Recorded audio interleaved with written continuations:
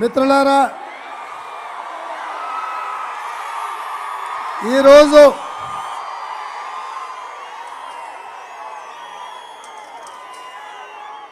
అచ్చంపేట శాసనసభ నియోజకవర్గ ఎన్నికల సందర్భంగా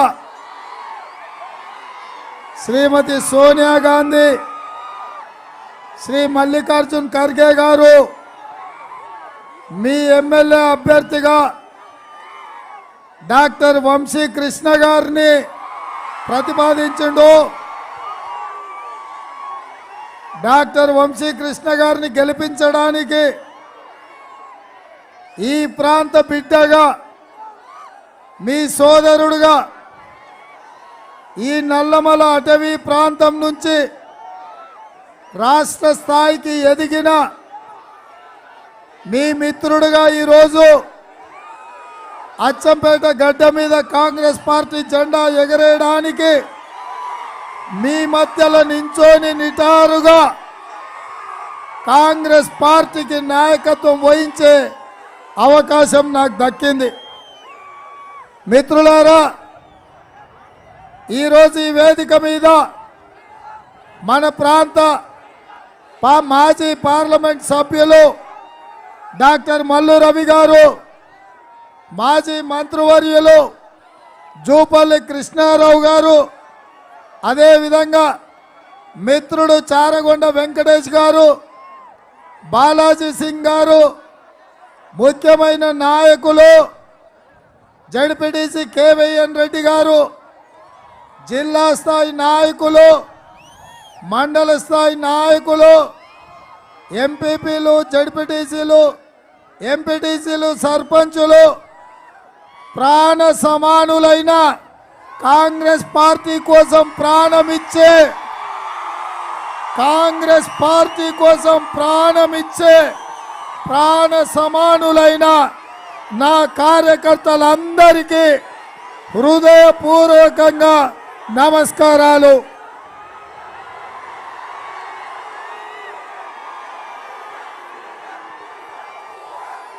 మిత్రులారా, అచ్చంపేట శాసనసభ నియోజకవర్గంలో మీ అభిమాన నాయకుడు డాక్టర్ వంశీ కృష్ణ గారు 50,000 మెజార్టీతో ఎమ్మెల్యేగా గెలవబోతున్నాడని హెలికాప్టర్లో నుంచి మిమ్మల్ని చూసినప్పుడే మీరు చీమల దండై బారులు తీరి ఈ బహిరంగ సభకు వస్తుంటే నాకు సంపూర్ణమైన విశ్వాసం మీ పట్ల కలిగింది.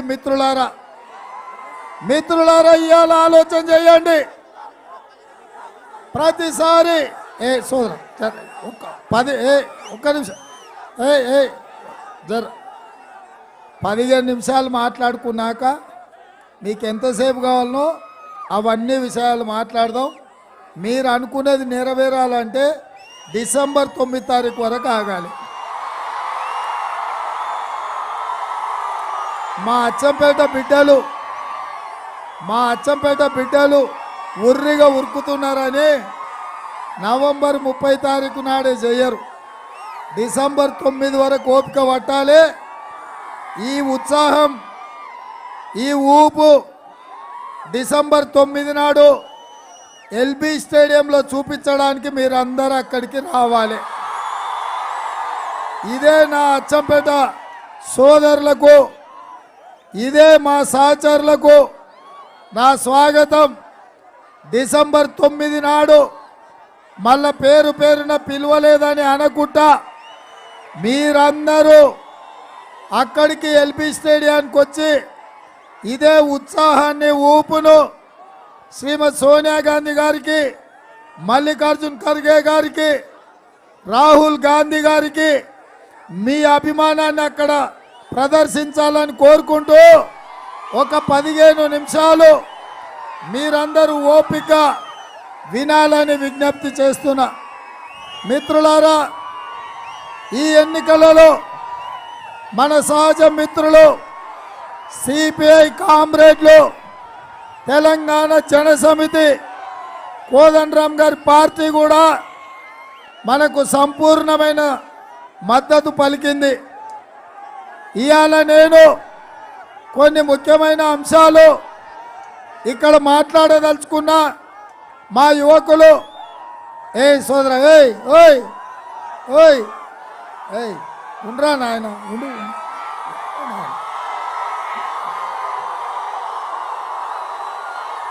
ఓ పాటనైనా పెట్టురా, వీళ్ళు జరసేపు ఎగురుతారంట. ఎవరున్నారా మా ఇక్కడ పాట పెట్టు.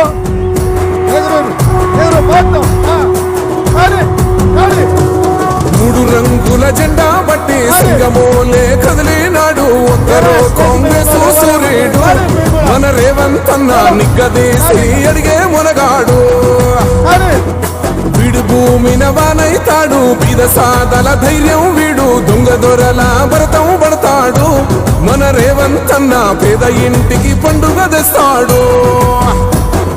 సోనియమ్మ దివెనతోని రాహులన్న సైనికుడయ్యి పెద్ద కొడుకై యుద్ధం చెయ్య సిద్ధమాయే రేవంత్ అన్న. మూడు రంగుల జెండా బట్టి సింగమోలే కదిలినాడు ఒక్కరో కాంగ్రెస్ సూర్యుడు మన రేవంత్ అన్న నిగ్గదీసి అడిగే మునగాడు. ఇక ఒక్క ఉండాలి, నేను చెప్తా ఇంటర్. ఇవాళ మీ ఉత్సాహం చూస్తుంటే మళ్ళీ చిన్నప్పుడు కొండరెడ్డిపల్లిలో పీర్ల పండుగ నాడు అలా వాడినట్టే ఉన్నది. పీర్ల పండుగ నాడు అలా వాడి అలాయి బలాయి చేసుకుంటే ఎట్లుంటుందో ఇవాళ మీ ఉత్సాహం చూస్తుంటే నా చిన్ననాటి జ్ఞాపకాలు గుర్తొచ్చినాయి. జర దోసుకోకురి, అందరు మనోళ్ళే. మీరు ఇట్లా చేస్తే 5 నిమిషాలలో మాట్లాడేది ఆపిగా నేను మళ్ళీ హెలికాప్టర్ ఎక్కాల్సి వస్తుంది. అందుకే మిత్రులారా, ఇవాళ ఆనాడు నిజాం నిరంకుశ పాలన నుంచి విముక్తి కలిగిన తర్వాత ఏర్పడ్డ తొలి హైదరాబాదు రాష్ట్రంలో, ప్రజాస్వామిక దేశంలో బోర్గుల రామకృష్ణారావు గారు ఈ పాలమూరు జిల్లా బిడ్డ ఆనాడు రాష్ట్రానికి నాయకత్వం వహించే అవకాశం వచ్చింది. మళ్ళా 75 ఏళ్ల తర్వాత ఈ రాష్ట్రంలో శ్రీమతి సోనియా గాంధీ గారు, మల్లికార్జున్ ఖర్గే గారు ఈరోజు కాంగ్రెస్ పార్టీకి రాష్ట్రానికి నాయకత్వం వహించే అవకాశం మీ బిడ్డకు, మీ నల్లమల బిడ్డకు అవకాశం ఇచ్చిండ్రు. సోనియా గాంధీ గారికి పెద్ద ఎత్తున చప్పట్లతో ధన్యవాదాలు తెలపండి మిత్రులారా. ఈరోజు మనమందరం మన ప్రాంత అభివృద్ధి కోసం, మన ప్రాంత వలసలను ఆపడం కోసం, మన ప్రాంత విద్యార్థుల చదువుల కోసం, మన ప్రాంత నిరుద్యోగ యువకుల యొక్క ఉద్యోగాల కోసం, మన ప్రాంత ఉద్యమకారుల కోసం, మన ప్రాంత అమరవీరుల కోసం ఇవాళ మనం నడుము బిగించాలి. ఇవాళ ఈ ప్రాంతం 10 ఏళ్ల నుంచి చంద్రశేఖరరావు పాలనలో ఈడ ఈ శాసనసభ నియోజకవర్గంలో ఒక రౌడీ మూక గువ్వల బాలరాజు ఇక్కడ ప్రజల మీద దాడి చేస్తుంటే మౌనంగా ఉన్నాం, ఓపికగా ఉన్నాం, దాడులను భరించినాం. ఇక ఈ నల్లమల బిడ్డలకు ఓపిక నశించింది. దాడులను తిప్పి కొడతాం, దాడులు చేసేటోళ్లను ఇక్కడనే నల్లమలలో బొంద పెడతామని చెప్పి నేను ఈ సందర్భంగా చెప్పదలుచుకున్నా.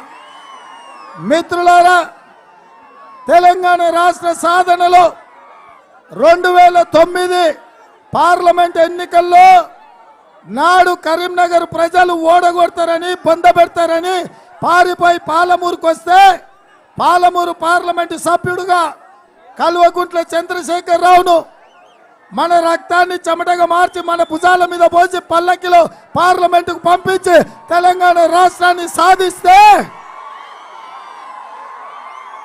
ఈ పాలమూరుకి తీరని అన్యాయం చేసిండు. ఈ ప్రాంతానికి పరిశ్రమలు రాలే, ఈ జిల్లాలో పాలమూరు రంగారెడ్డి ఎత్తిపోతల పథకం పూర్తి కాలే, ఈ ప్రాంత భూములకు నీళ్లు రాలే, ఈ ప్రాంత విద్యార్థులకు ఉద్యోగ ఉపాధి అవకాశాలు ఇవ్వలే. 10 ఏళ్ళు పూర్తి అయింది, కానీ మన కలలు మన స్వప్నం నెరవేరలే. ఇవాళ ఈ ప్రాంతంలో మీరు ఒక్కటే ఆలోచన చేయండి. ఏ సోదరులారా, వేదిక కూలుతుంది, కదలకుంటే నిలబడుండ్రి. మీరు ఇట్లనే చేస్తే ఉన్న పలంగా మైకు కింద పెట్టి పోవాల్సి వస్తుంది. ఎందుకంటే వేదిక మీద ఎక్కువ ఉన్నారు. మీరు అక్కడిక్కడ చేసిందంటే ఇది ఏమన్నా అయిందంటే పెద్ద ప్రమాదానికి దారి తీస్తుంది. మీరు ఓపిక పట్టుండ్రి. ఇవాళ మీరు ఆలోచన చేయండి. తెలంగాణ రాష్ట్రం వచ్చి 10 సంవత్సరాలు అయ్యింది. ఎందుకు మన ప్రాంతంలో ప్రాజెక్టులు పూర్తి కాలే? ఎందుకు పాలమూరు రంగారెడ్డి ఎత్తిపోతలను నిర్మాణం పూర్తి చేయలే? ఎందుకు మన ప్రాంతానికి పరిశ్రమలు రాలే? ఎందుకు మన భూములకు నీళ్లు రాలే? ఎందుకు మన విద్యార్థులకు విద్యా అవకాశాలు ఇవ్వలే? ఎందుకు మన ప్రాంత ప్రజల నిరుద్యోగులకు ఉద్యోగాలు ఇవ్వలే? ఎందుకు మన నల్లమల్ల అడవుల్లో ఉన్న మన చెంచు బిడ్డలకు కనీసం ఒక్కరికి కూడా డబుల్ బెడ్రూమ్ ఇల్లు ఇవ్వలే? ఎందుకు మన అచ్చంపేట గుర్తుకు రాలే? అచ్చంపేట ప్రజలు ఓట్లు వేయలేదా? అచ్చంపేట ప్రజలు టీఆర్ఎస్ను గెలిపించలేదా? అచ్చంపేట ప్రాంతానికి చంద్రశేఖరరావు ముఖ్యమంత్రి గాడా అని నేను అడుగుతున్నా. ఎందుకంటే ఈ ప్రాంతం వాడు కాదు, ఈ గాలి, ఈ నేల, ఈ ప్రజలతో సంబంధం లేదు. అందుకే పాలమూరును పడావు పెట్టిండు. ఆయన దగ్గర ప్రాణహిత చేవెళ్ల ద్వారా రంగనాయక సాగర్, కొండపోచమ్మ, మల్లన్న సాగర్ ప్రాజెక్టులు కట్టుకున్నాడు. మెదకు ప్రాంతానికి నీళ్లు ఇచ్చుకున్నాడు. నేను అడుగుతున్నా, ఆనాటి నుంచి ఈనాటి వరకు వలసల జిల్లాగా తట్ట పని, పార పని, మట్టి పని, బొంబాయి బొగ్గు బావులు తవ్వడానికి వేలాది లక్షలాది మంది ఈ పాలమూరు బిడ్డలు వలసలు పోతుంటే వలసలను ఆపడానికి చంద్రశేఖరరావు ఎన్నడూ ప్రయత్నం చేయలే. ఎవరు వచ్చినా మన వలస బతుకులను, మన కూలి బతుకులను, మన పేదరికాన్ని చూపించి వేల కోట్ల రూపాయలు నిధులు తీసుకొచ్చి మన ప్రాంతానికి ఇవ్వకుండా మనకు మొండి చెయ్యి చూపించడు. అందుకే మిత్రులారా, ఇవాళ ఆలోచన చేయండి. కాంగ్రెస్ పార్టీ ఇవాళ ఇందిరమ్మ రాజ్యం తెస్తా అంటుంది.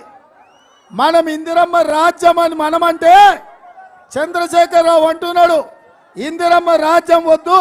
ఉండండి జరసేపు ఉండమ్మా, ఉండు తల్లి, మీరు డిస్టర్బ్ చేయక. ఈరోజు కాంగ్రెస్ పార్టీ సోనియమ్మ, మల్లికార్జున్ ఖర్గే గారు తెలంగాణ ప్రజలకు ఉండవా చెప్తున్నా, తెలంగాణ ప్రజలకు ఇందిరమ్మ రాజ్యం తీసుకొస్తామని మనం అంటున్నాం. ప్రతి కాంగ్రెస్ పార్టీ కార్యకర్త ఆనాడు ఇందిరమ్మ రాజ్యంలో పేదలకు ఇందిరమ్మ ఇల్లు ఇచ్చిండ్రు, దళితులకు భూములు ఇచ్చిండ్రు, గిరిజనులకు భూములు ఇచ్చిండ్రు, ఎస్సీ ఎస్టీలకు రిజర్వేషన్లు ఇచ్చిండ్రు, బీసీలకు రిజర్వేషన్లు ఇచ్చిండ్రు. ఇవాళ పండించిన పంటకు గిట్టుబాటు ధర ఇచ్చిండ్రు.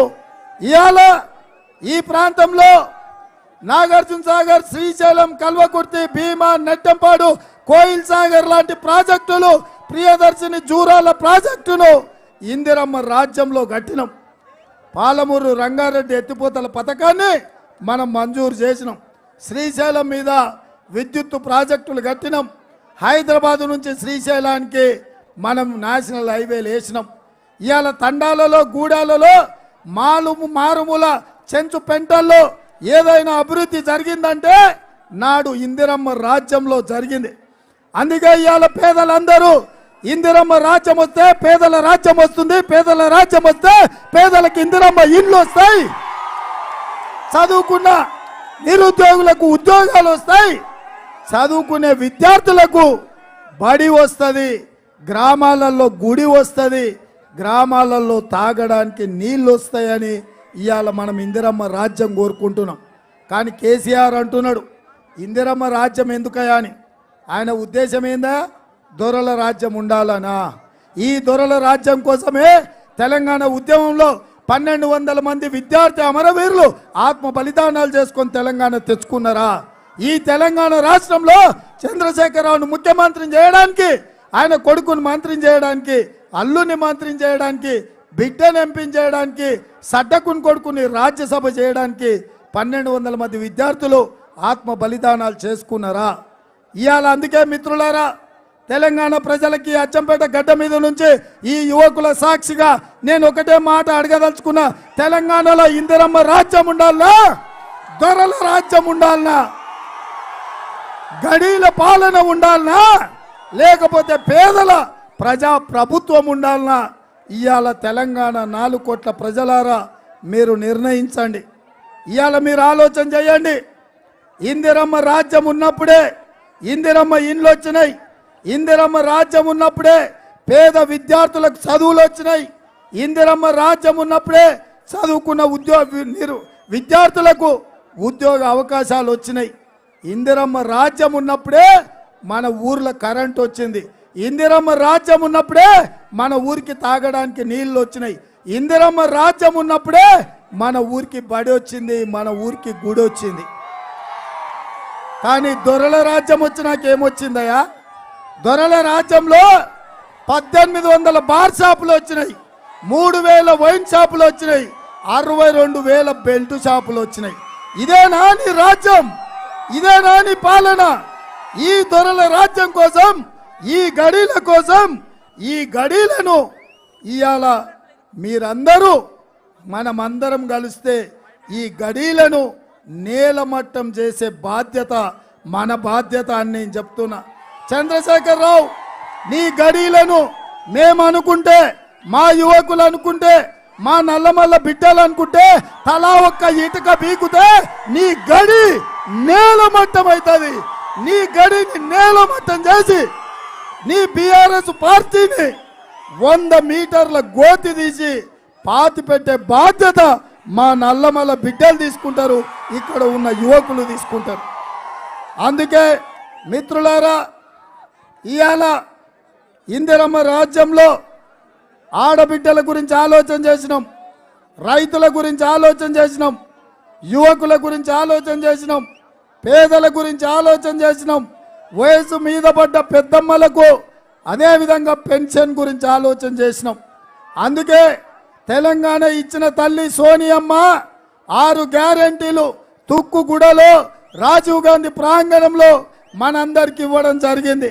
అందులో మహాలక్ష్మి పథకం ద్వారా ప్రతి ఆడబిడ్డకు ఇంటి ఖర్చులు, ఇల్లును నడపడానికి ఇంట్లో పెత్తనం ఉండాలని మా ఆడబిడ్డల ఖాతాలో ప్రతి నెల 1వ తారీఖు నాడు సర్కారు కొలువు చేస్తే ఏ విధంగా జీతం వస్తుందో ప్రతి నెల 1వ తారీఖు నాడు 2,500 మా ఆడబిడ్డల ఖాతాలో ప్రతి నెల వేయడానికి సోనియమ్మ ఆదేశాలు ఇచ్చింది.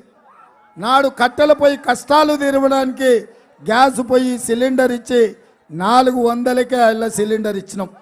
ఇవాళ మోడీ కేసీఆర్ కలిసి 1200 చేసిండు. అందుకే ఇవాళ ఈ పేదలకు సిలిండర్ మళ్ళీ ఇవ్వాలి, ఆడబిడ్డలను ఆదుకోవాలని 500 రూపాయలకే సిలిండర్ ఇవ్వాలని ఇవాళ సోనియమ్మ ఆదేశాలు ఇచ్చింది. అదే విధంగా ఇవాళ మా అక్కలీడికి ఎట్లొచ్చిందో, అప్పుడప్పుడు ఇంటి ఆయనతో కొట్లాడితే అమ్మగారింటికి పోవాలంటే బస్ కిరాయి పైసలు ఇయ్యాడు ఇంటి ఆయన. కొడుకుని ఎప్పుడన్నా గుడికి పోయేస్తాం, శ్రీశైలం పోయేస్తాం, లేకపోతే సలేశ్వరం పోయేస్తాం అయ్యా అంటే ఇప్పుడు ఎందుకులేమో వచ్చే సంవత్సరం చూద్దాం కానీ ఇప్పుడు కిరాయి పైసలు ఏడున్నాయి అంటాడు. అందుకే మా ఆడబిడ్డలు కోడల మీదనో కొడుకు మీదనో ఆధారపడకుండా ఎక్కడికి పోయినా ఏడ బస్సు కనిపించినా మీరు చెయ్యి చూపిస్తే ఆపి ఉచిత బస్సు రవాణా సౌకర్యం మా ఆడబిడ్డలకు ఇచ్చినాం. ఇంటి ఆయన కోపం చేస్తే ఆయన బయటకు వచ్చే లోపు నువ్వు అమ్మగారింటికాడ ఉండొచ్చు. ఆయనే మళ్ళీ వచ్చి వండి పెట్టే దిక్కు లేక మళ్ళీ వచ్చి మిమ్మల్ని అడుక్కునేటట్టు ఇవాళ మీకు బస్సు తీసుకొచ్చి ఉచితంగా ఇచ్చినాం. ఇదే కాదు, వ్యవసాయ పొలానికి ఉచిత కరెంట్ అంటే ఇండ్ల దగ్గర ఆడ ఉచితం ఇచ్చి ఇంటికాడ 2 వసూలు చేస్తారు. అందుకే పేదవాళ్లకు ఇంటికి మీకు ఇంటి కరెంటు ఉచితంగా ఇవ్వాలని ఇవాళ కాంగ్రెస్ పార్టీ గృహలక్ష్మి పేరు మీద మీ ఇంటికి ఉచితంగా కరెంట్ ఇస్తుంది. అదే విధంగా రైతు భరోసా పథకం ద్వారా రైతు బంధు బంద్ అవుతుందన్న దద్దమ్మ చెప్తుండు. రైతు బంధు కాదు, రైతు బంధు ప్రతి ఎకరాకు ప్రతి సంవత్సరం ప్రతి రైతుకు 15,000 రూపాయలు ఇవాళ ఇవ్వాలని, కౌలు రైతు కూడా 15,000 ఇవ్వాలని